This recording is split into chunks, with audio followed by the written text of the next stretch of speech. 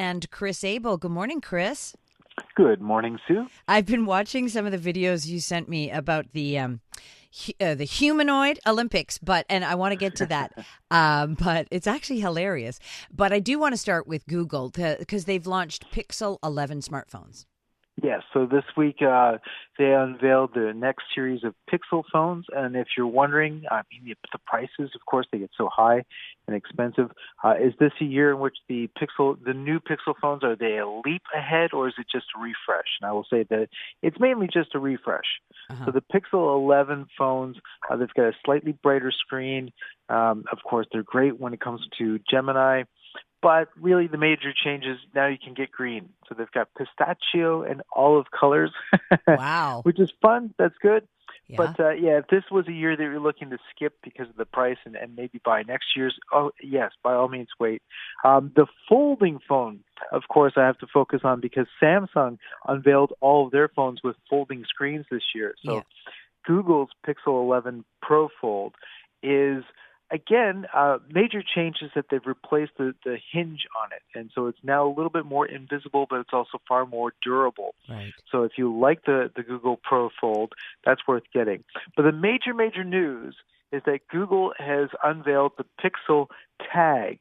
So this is finally their response to Apple's AirTag, the little tracker that you can use. So they finally are coming out with one, $40. The bad news is it won't be out until November. Ooh, I do love the AirTag. I use it all the time. It's great. It's a great little gadget. Also, let's talk about those prices because, like that Pro Fold, are these Canadian prices? These are Canadian prices. $2,500. Yeah. Yeah. I know. C'est beaucoup. That's a lot. All right, let's get to those World Humanoid Games taking place in Beijing. It's the second annual. It's the second annual, yes, amazingly. I mean, the main thing to take from this is just how much the industry of humanoid robots has exploded. Yeah. The sheer number of companies around the world that are producing this.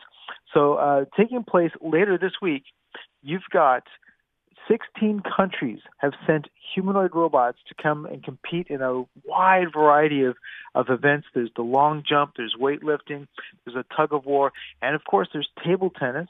And what's amazing is that 51 events in total, but there's been so many different humanoid robots. This year we're going to see 2,056 different designs coming from the 16 different countries. They're all forming up to a chilling 666 teams. So this is going to be something that's going to be amazing to watch.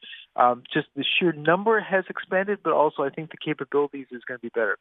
Yeah. In previous years, this has been fun to watch because they tend to fall. Yeah. I'm not thinking that we're going to see that too much this year. We'll see. There's a hilarious video on the website that I guess it's a BBC News story where the robot just totally takes out two people standing on the sidelines because he runs amok. But I have a question, and I don't know if you can answer this question. But do the robots operate like drones? Like someone is doing it for them, or are they like pre-programmed? Like, do they know? Okay, I have to run around the track now.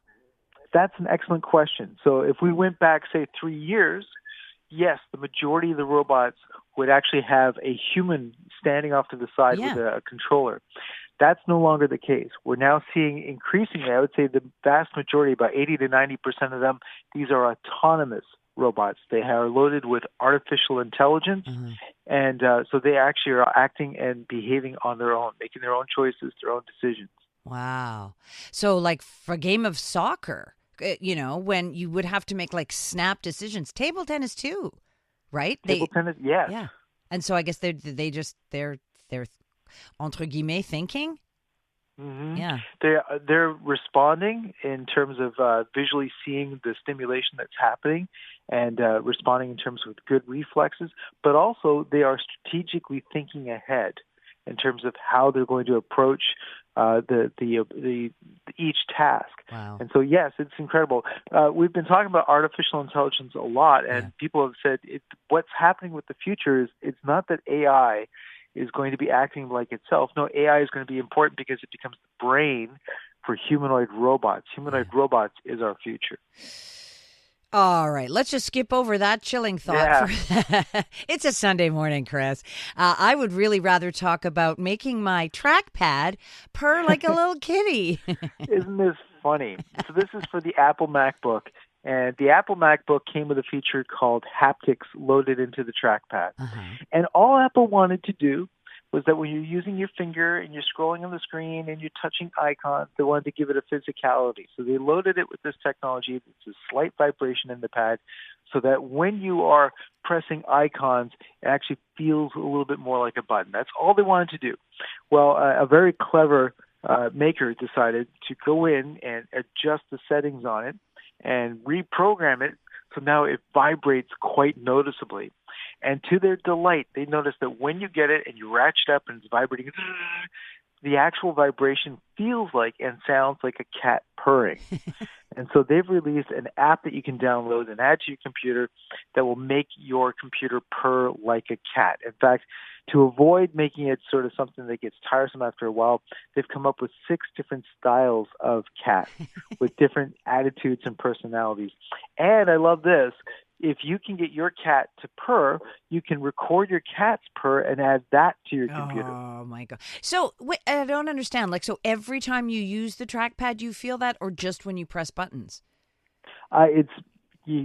Normally without this app, it's just when you're pressing buttons, right? You're pressing icons, right? And in this case, now you've got the choice as to when you want to make your computer purr.